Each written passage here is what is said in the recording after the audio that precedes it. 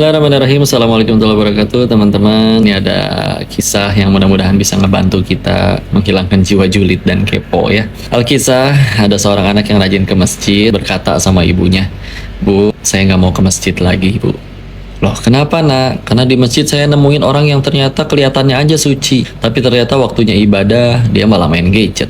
Terus ada yang malah sibuk gibah di dalam masjid loh padahal. Punya diam sejenak, terus memberikan perintah. Nah, besok kamu ke masjid, ambil air 1 gelas penuh, jangan sampai tumpah, lalu keliling masjid. Gak boleh tumpah sedikit pun. Ibu tunggu nanti di depan masjid. Ya, besoknya si anak kelakuin, ambil air penuh, lalu keliling masjid, keluar masuk, dan juga setelah akhirnya selesai, datengin ibunya. Gimana nak, ada yang tumpah nggak? Tidak ada, Bu. Bagus, sekarang ibu mau tanya. Di masjid kamu tadi nemuin nggak ada yang sibuk main gadget padahal waktunya ibadah? Enggak, Bu, aku kan sibuk merhatiin gelas biar nggak jatuh airnya. Bagus.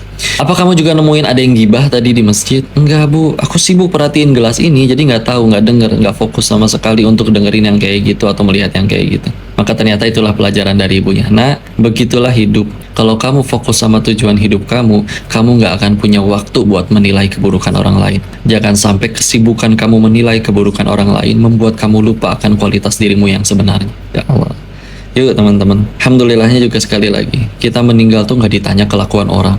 Kalaupun ternyata kita mendapati ada keburukan, ya sudah, dakwahi.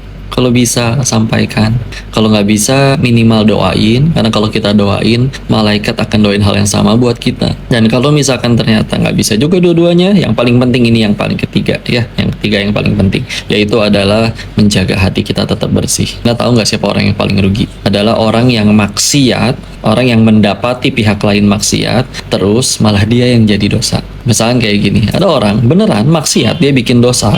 Ya, tapi ternyata malamnya dia tobat nasuha, nangis sejadi-jadinya di hadapan Allah dan bertobat. Kita yang ngelihat kemaksiatannya, sibuk ngumbar keburukan dia sampai bulan depan. Coba, orangnya udah diampunin malam itu, kita dapat dosa sampai bulan depan. Padahal yang maksiat dia, itu yang paling rugi ya. Silakan teman-teman, ambil kebaikannya, keburukannya tidak perlu kita pikirkan. Kita meninggal nggak ditanya keburukan orang lain. Tapi kalaupun memang bisa didakwahi, doakan, jadi dakwah silakan.